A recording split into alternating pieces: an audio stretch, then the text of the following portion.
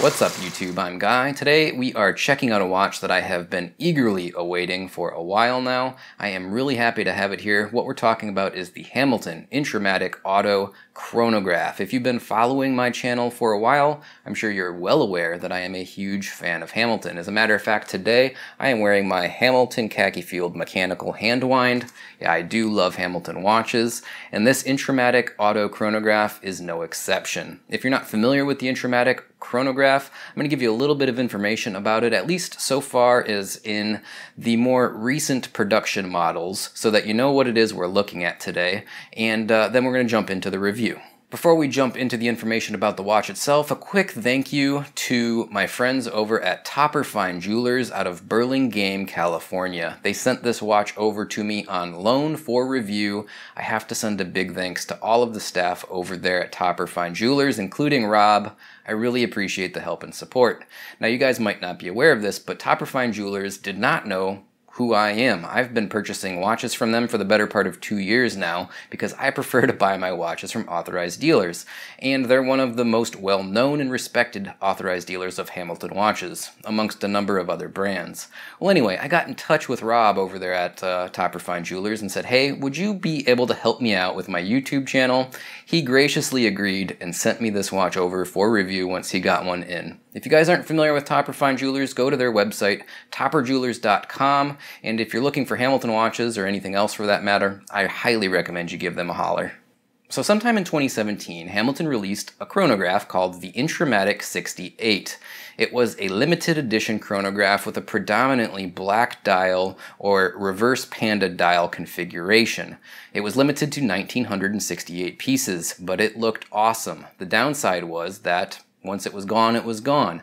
That's what everyone assumed anyway. I have to be honest, when they announced that watch, in the back of my mind, I thought to myself, you know what they're probably going to do?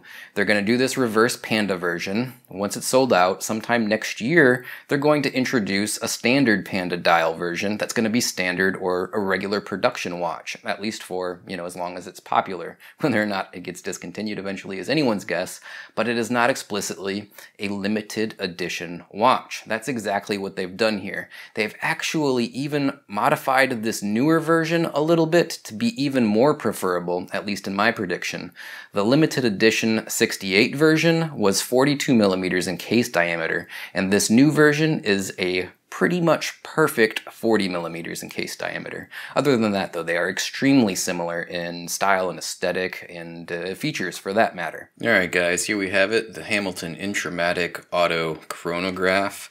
This is the regular standard production model, like I had mentioned in the intro. There was, of course, the limited edition reverse Panda Dial version or variation released last year, limited to 1,968 pieces. This is, of course, the Panda Dialed version, and for all intents and purposes, it is, again, regular production. Could it at some point be discontinued in the future if it doesn't sell well? Yeah, obviously, but it is not explicitly a limited edition watch, and one of the things that I think a lot of us are really happy about. There's a few other variations or differences with this watch between that limited edition version that we'll point out here as we go through the review, but yeah, overall I'm just really super pleased to have this watch here, to share it with you guys, to check it out in person. It is really awesome. I am a very big fan of this watch on pretty much everything but one or two small little things. Number one, the price, and we'll talk about price and value in the closing thoughts, but MSRP on this watch is like $2,190, and yeah, that is a heck of a lot of money. Now, to get an automatic or even a hand-wind mechanical chronograph, basically to get something that's not a quartz chronograph at under $1,000 is, or even under $2,000 for that matter, is pretty unlikely, pretty rare. I know there are some Chinese-based Seagull movement chronographs on the market for well under $1,000, but you're, at least not that I'm aware of, ever going to find any Swiss mechanical or, in this case, automatic chronographs below this price point. This might be one of the most affordable ones, and it is certainly a very high quality option as well. So I don't hate the price. I just acknowledge that $2,195 is kind of a lot of money. Now, once we get this watch into the hands of people, and in particular into the gray market, what kind of prices might we expect? I don't really know, but I do expect the prices of this to come down. If you were to buy this from an authorized dealer, maybe not right now because it is so new, because it's just rolling into the market, you probably won't expect any discounts from an authorized dealer yet. But I think eventually you will start seeing discounts at the AD, and of course, like all Hamilton watches, you'll start seeing them on the gray market and, deeply discounted there as well. So don't get too bent out of shape about that price point. I think that's what I'm trying to get at. I think you will be able to find this watch, at least if you're patient, for a much better price point than $2,200 eventually. Now that we've gotten that price discussion out of the way, let's talk about the features and specifications about this watch.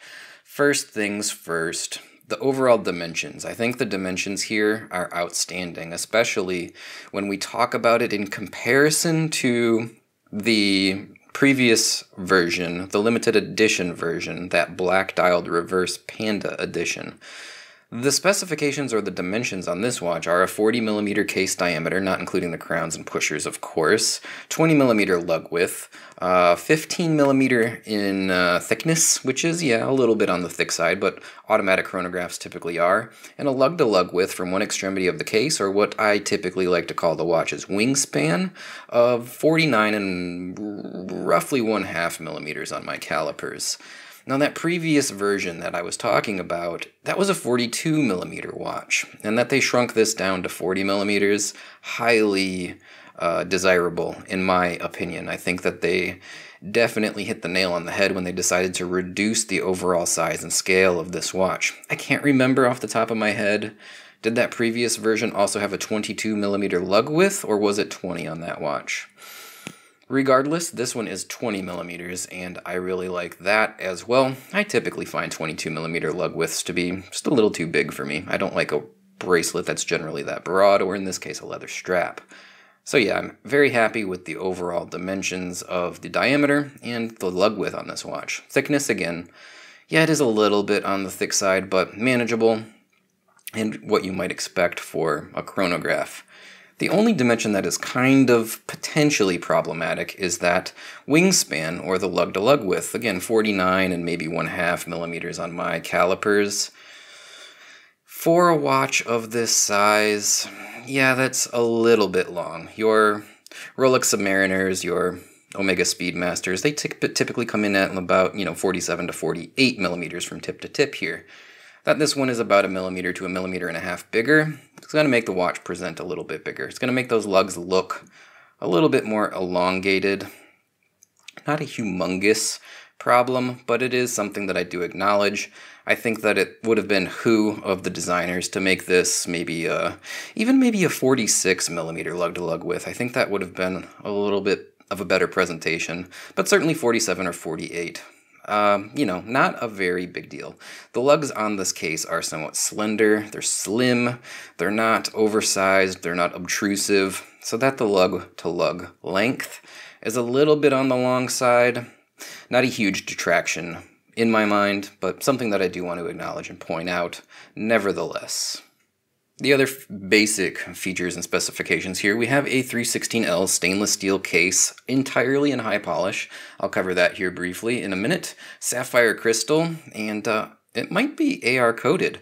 I know Hamilton typically doesn't use AR coating on their Sapphire Crystal, but this one looks like it might be AR coated, which is outstanding. And if it's not AR coated, it's just a brilliant Sapphire Crystal. I'm happy with it. We do have a screw-down crown. It is, of course, a Hamilton signed crown, as you would expect.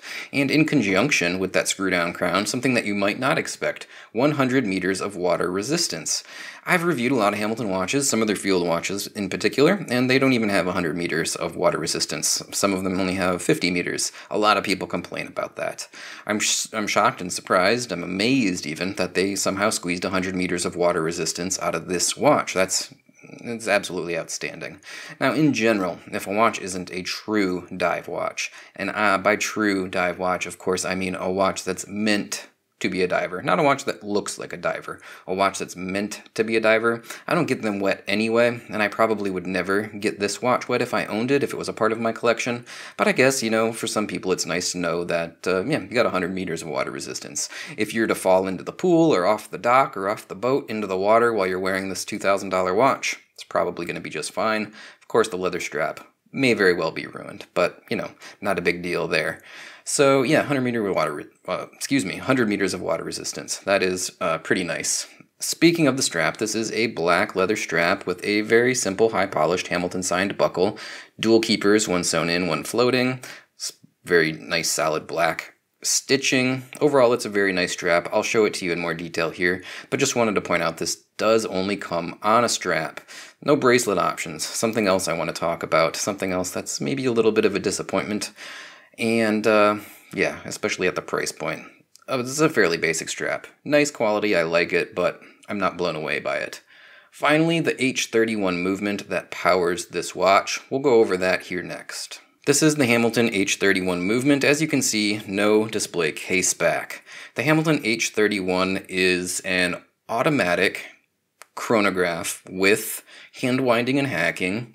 We have a 27 joule movement. It runs at 28,800 vibrations per hour, has a 60-hour power reserve, and as you can see at the 6 o'clock position of the dial, we do get a date complication.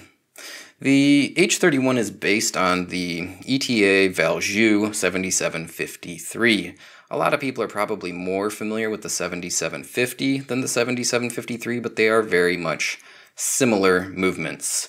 The H21 is actually based on the 7750, and while this is the H31, I don't think that the 7753 that this is based on is really any better than the 7750 that we're all very familiar with.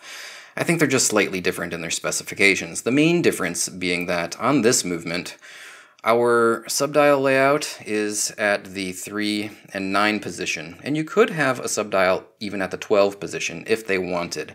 That movement could facilitate an hour subdial down at the 12 o'clock position. Now the 7750, and by the extension the Hamilton H21, has a 6, 9, and 12 layout, so you wouldn't have a subdial over here at the 3 position. Other than that, the only other major difference between the movements is the date corrector is a pusher on this movement, the H31. You have a little pusher here to correct the date. And on the H21, and by extension the 7750, you can correct the date via the crown like most other watches. The date corrector pusher, I cannot actuate that with my bare hands. However, the watch does come with a little tool. In the box, you get a little baggie. Inside that baggie is this little H-shaped pusher gizmo. You can see that there's a little tip here. And if you want to correct the date on your watch, you simply push in that corrector with the tip of this device. Since we're talking about the movement, let's discuss the chronograph functionality on this watch. Now, this watch, as I had mentioned, is a bicompax or dual subdial watch. We have the active running seconds over here at the 9 o'clock position and a 30-minute totalizer to use in conjunction with our chronograph functionality. We don't have an hour totalizer or subdial at the 6 o'clock position like you would see on a lot of other chronographs. I don't think that that's a huge problem. Most of us probably don't need to time things for longer than 30 minutes anyway. But keep in mind that basically after 30 minutes, this trips over, it resets, whatever, and you know, you can't time thing for hours and hours and hours if you wanted to. Now, the implementation of the chronograph, implementation, that's not the right word I want to use. The use of it, or what's the word I'm looking for here?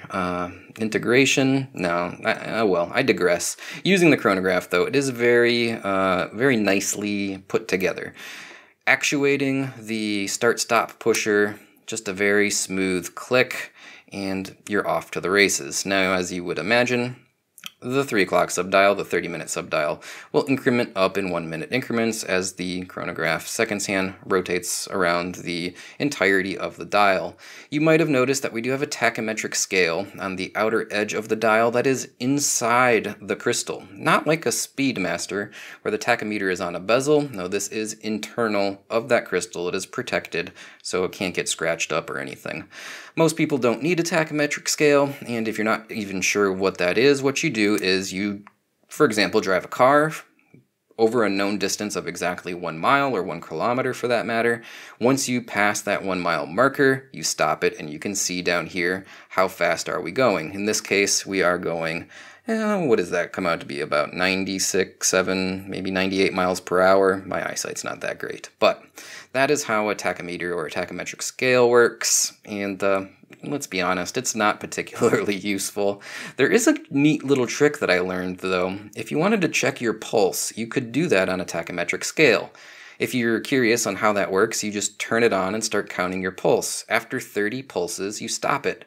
Let's say that this is where you stopped it. Again, let's say that's at 100. What would our pulse be?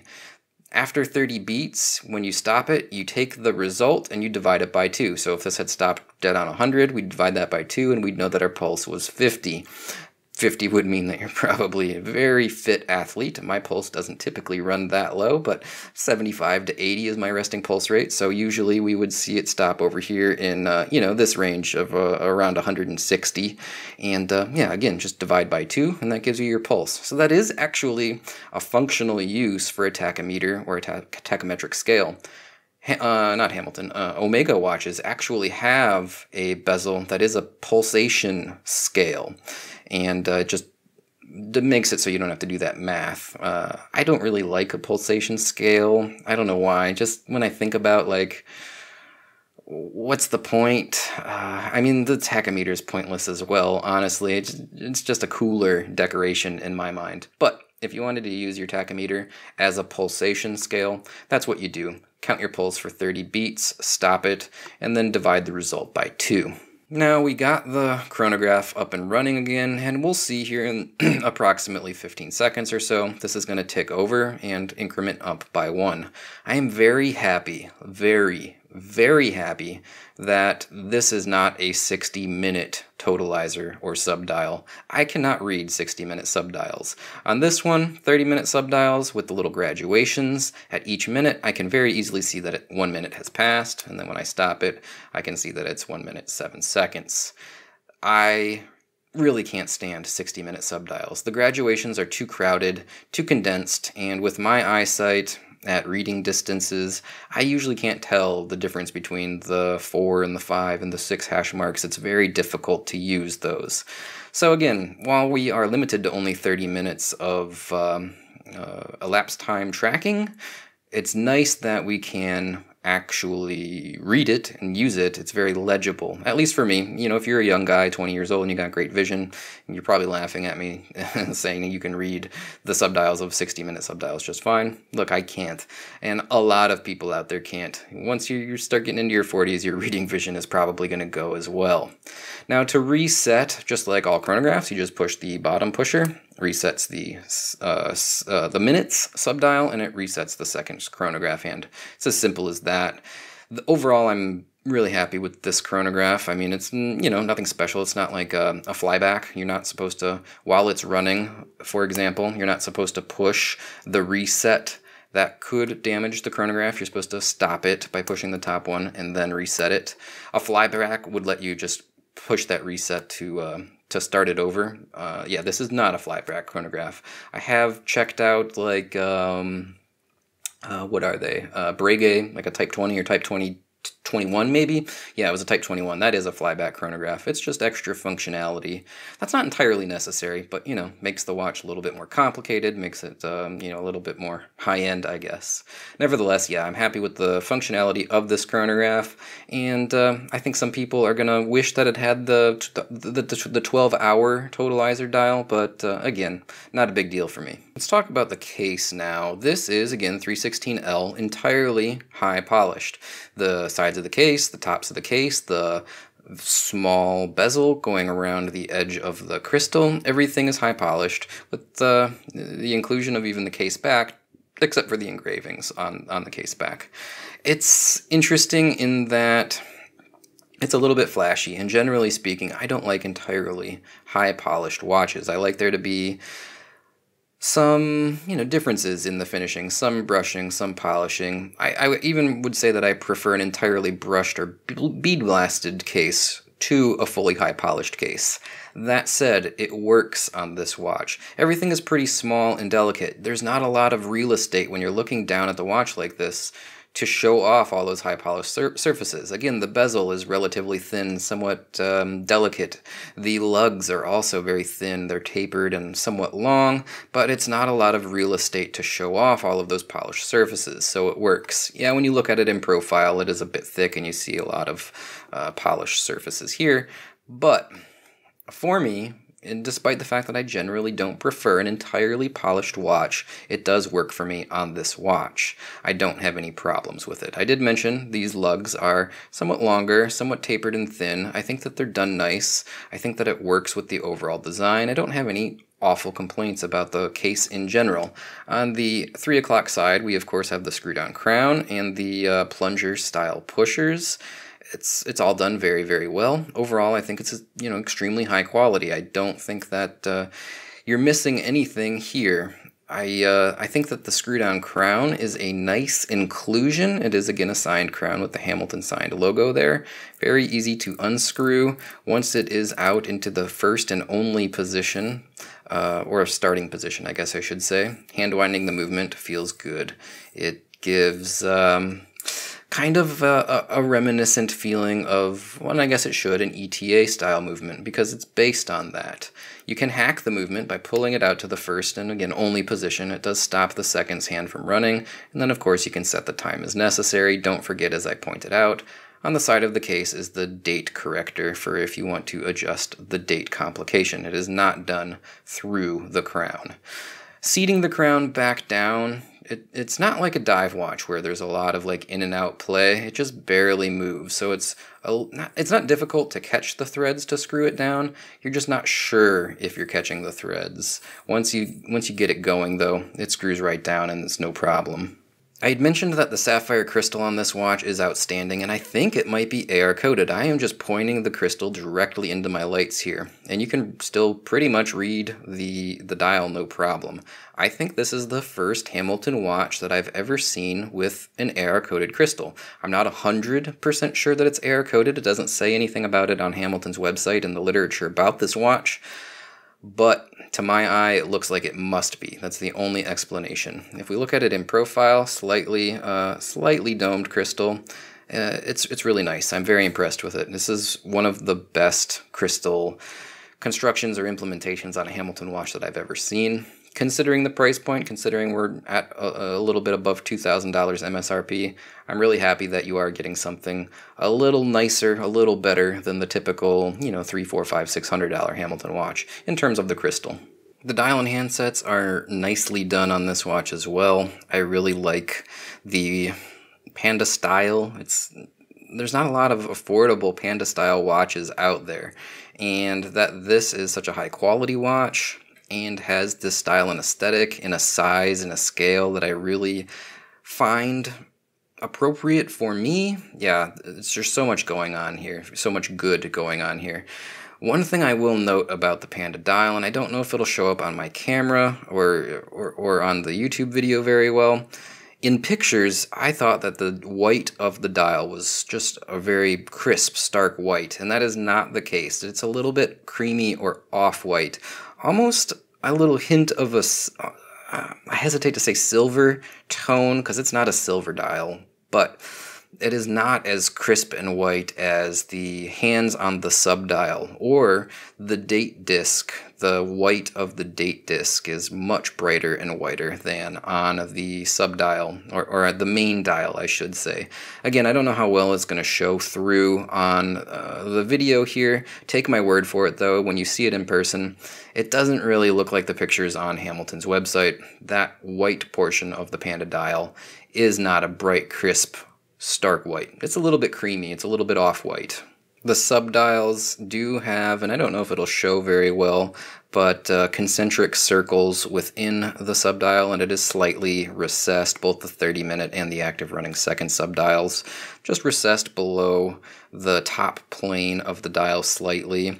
All of the printing on the dial, extremely nicely done. The date window down at the bottom with that black little border, just, yeah, everything is really done well. Tachometric scale, or the tachometer, all of the intricacies of the seconds track, The printing is just perfect. It's crisp, it's clean, it's clear.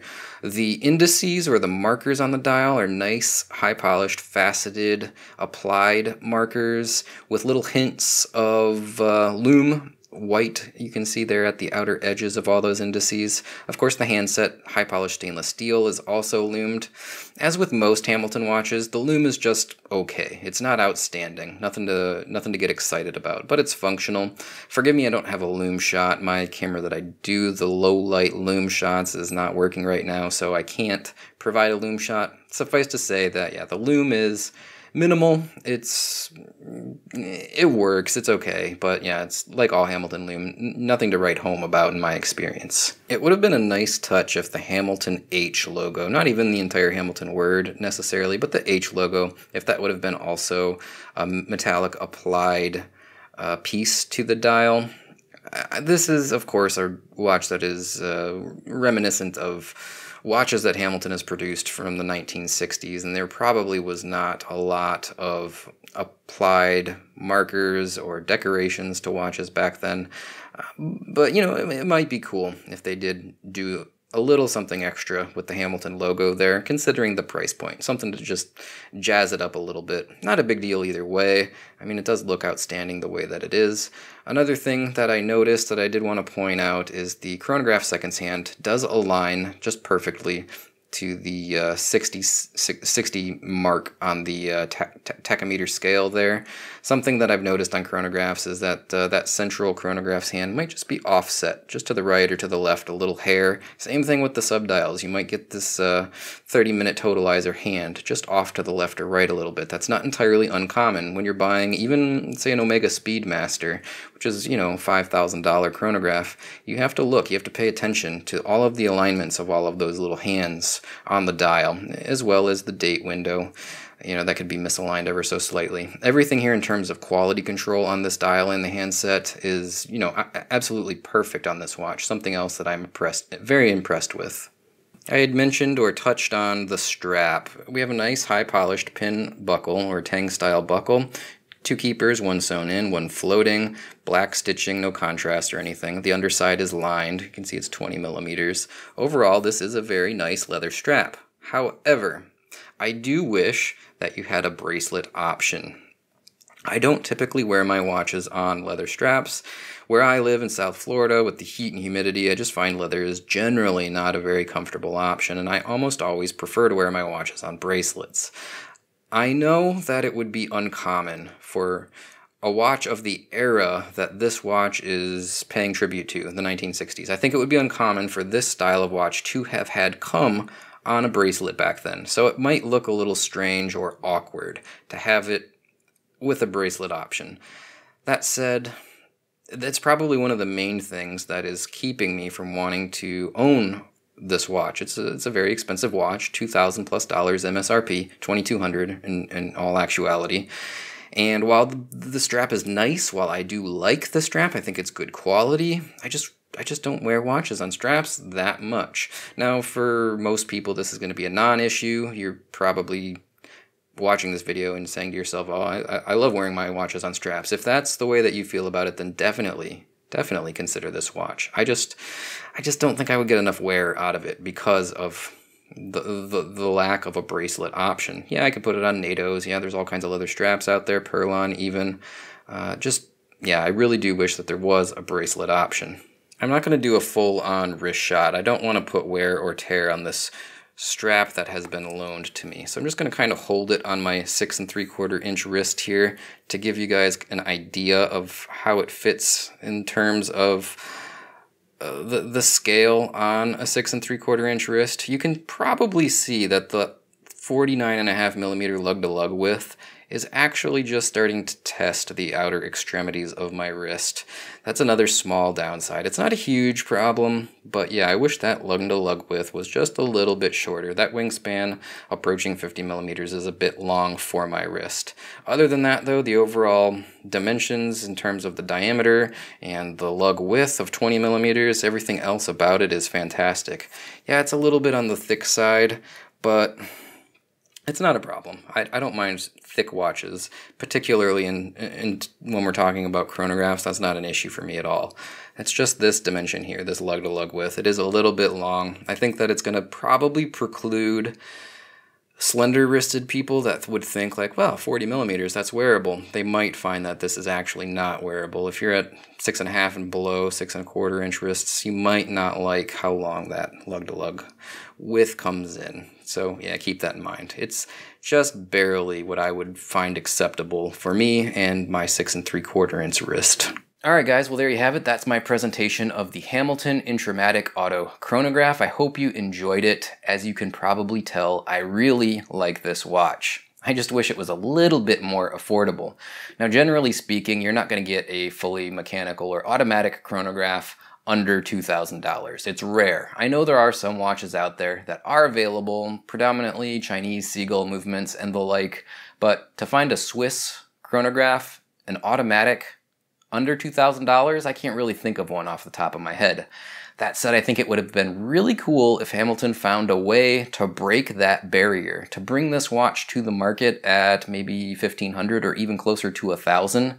That would have been an outstanding achievement, and I think that this watch would have sold like crazy if they could have done that. Now, this watch might sell like crazy anyway, even at about $2,000, but for me, I'm not 100% sure if I can throw down that kind of money for this watch. I do really like it though, and it is very tempting. I'm having a hard time not doing it, to be perfectly honest. So the value equation aside, this is an outstanding watch. I really love it. Perfect size and proportions, maybe a little bit on the thick side, but of course it's going to be thick. It's an automatic chronograph. We know that going in. The style and aesthetic is outstanding. I like the Hamilton H series movements. My experience with this chronograph H series movement, of course, is very limited, only to having had this watch a little bit, but my experience with all the H10 movements that I've had has been really good. They're highly accurate movements. They seem to be very reliable. I would expect nothing less from this movement as well. Like I had mentioned in the tabletop, I do wish that there was a bracelet, but I understand that this style of chronograph, at least historically, if we go back into the 1960s, would not have come on a bracelet. I get it, but I just don't wear watches on leather very often at all. I don't prefer it. I do prefer a bracelet that is sized perfectly for my wrist. I find it more comfortable. So yeah, that's kind of a negative for me. I guess it, probably would work great on NATO straps, Perlon straps, and of course the leather that it came on, but yeah, it's just not my preference. So that's a little bit of a negative for me. But overall, I do love this watch, and again, I'm struggling to fight the urge to actually purchase one for myself and for my collection. Alright guys, that's going to do it for today. I hope you enjoyed this video. As always, thanks for tuning in. If you'd like to help support me and my channel, a number of ways you can do that, always found in the description of the videos that I do. First of all, my social media accounts. Please follow me on Facebook, Twitter, or Instagram, whichever you prefer. Number 2, Patreon. I could always use some more support on Patreon. If you'd like to help me out financially, that would be greatly appreciated. And a big thanks to the guys that have been helping me on Patreon. I do really appreciate it. Finally, if you'd like to help me financially without spending any extra money of your own, you can shop on Amazon. If you like anything that I've reviewed and you're thinking about buying it, click on my Amazon affiliate link found down in the description of this and every video that I do. If you click on that link before you do your shopping, whether you're buying something that I've reviewed or anything else for that matter, I get a small commission. Those commissions do add up. They do help a lot. A big thanks to everyone that's been using my Amazon affiliate link. Well, that's going to wrap this one up for today. So until the next one, I'll say bye now.